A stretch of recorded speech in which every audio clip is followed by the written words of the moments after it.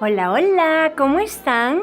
Mi nombre es Carmen Camino, llevando su luz a tu camino. ¿Cuáles son las características de una mujer totalmente entregada a Dios? Ella tiene confianza en Dios. Ella depende de Dios y de su capacidad de proveer. Ella se une a Dios en su obra.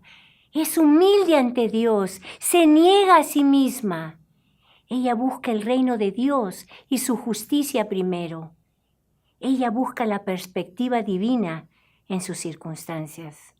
Y ella busca la santidad. Para vivir una vida completamente dedicada a Dios, tienes que concentrarte en sus propósitos y no en tus propios planes. Procura ver las cosas desde su perspectiva, en lugar de tu propia visión humana. Cuando Dios comienza a hacer algo en el mundo, Él es el que toma la iniciativa de informarle a alguien sobre lo que está haciendo o lo que va a hacer. En su gracia, Dios deja que su pueblo participe con Él en el cumplimiento de sus propósitos. Cuando Dios estaba a punto de iniciar el juicio divino en la tierra mediante un gran diluvio, Dios se lo contó a Noé. Cuando se preparaba a destruir las ciudades pervertidas de Sodoma y Gomorra, Dios le reveló su plan a Abraham. Cuando Dios quiso librar a los israelitas de la opresión de los medianitas, Dios se lo dijo a Gedeón. Cuando Dios se preparaba para enviar al tan esperado Mesías a la tierra, se lo anunció a una joven adolescente llamada María. Y cuando Dios planeaba enviar el mensaje del Evangelio a los gentiles alrededor del mundo, Él se le apareció a Saulo en el camino a Damasco. En cada situación, el factor más importante no fue lo que la persona quería hacer por Dios, sino lo que Dios estaba a punto de hacer. ¿Qué si Noé hubiera hecho sus propios planes para servir a Dios? ¿Qué si Noé hubiera planeado hacer una encuesta evangelizadora de puerta en puerta en su vecindario? Hubiera fundado un albergue para personas sin hogar. Hubiera tenido muy buenas intenciones, sí, pero también sus planes hubieran sido absolutamente insignificantes ante los inminentes planes de Dios.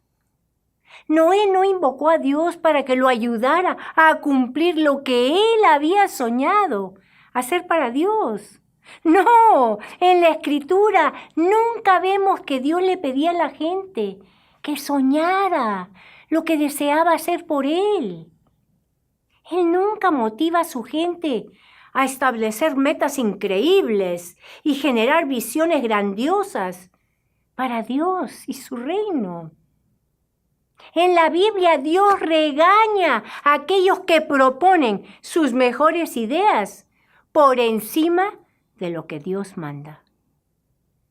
Aquellos a quienes la Biblia alaba no fueron necesariamente brillantes planificadores, no, fueron simplemente humildes héroes de la fe.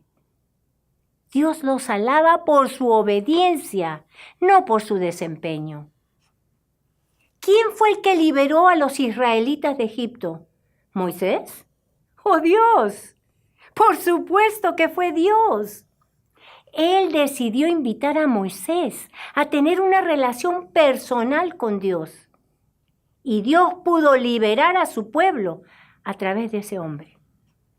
¿Trató Moisés alguna vez de resolver las cosas a su manera? Sí que lo hizo y le salió el tiro por la culata. Éxodo 2:11 nos cuenta sobre el intento de Moisés de asumir por sí mismo una función de liderazgo en el pueblo de Dios.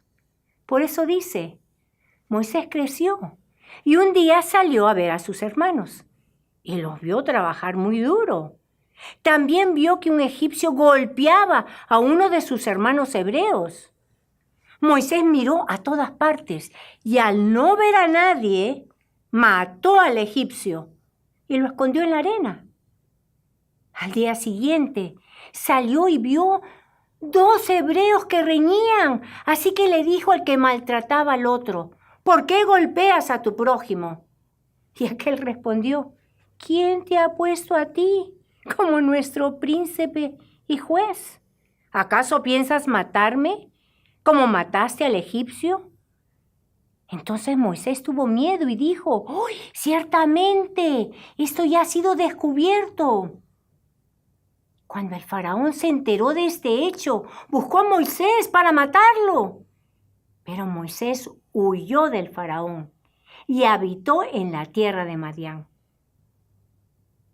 ¿Por qué atacó Moisés a un egipcio para proteger a un esclavo hebreo?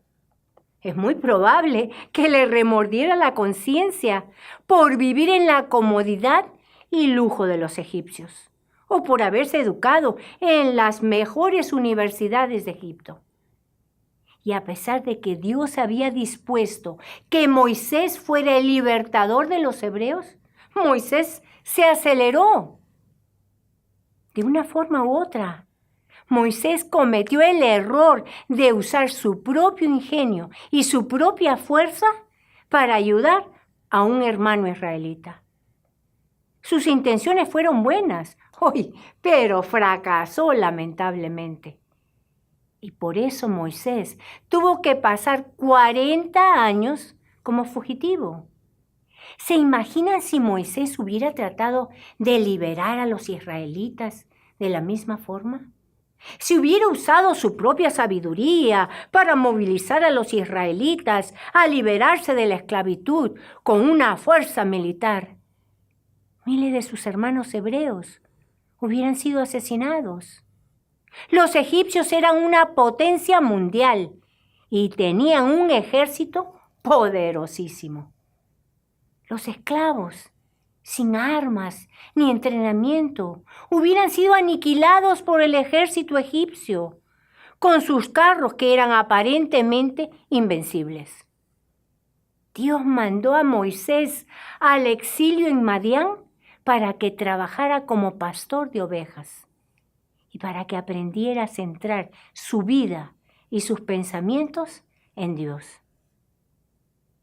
Cuando Dios liberó a los israelitas de la esclavitud, no hubo ninguna baja, ninguna. Incluso Dios motivó a los egipcios a que les dieran a los israelitas su oro, su plata, sus ropas durante el proceso de liberación. Egipto fue saqueado, el ejército egipcio fue destruido y los israelitas no perdieron ni una vida. ¿Por qué será que no nos entre en la cabeza que hacer las cosas a la manera de Dios es siempre mejor? Dañamos nuestras relaciones, dividimos nuestras iglesias, porque actuamos de la forma como Moisés actuó, en el celo de su juventud. Nosotras decidimos lo que nos parece mejor para nuestras familias, nuestros negocios, nuestras iglesias.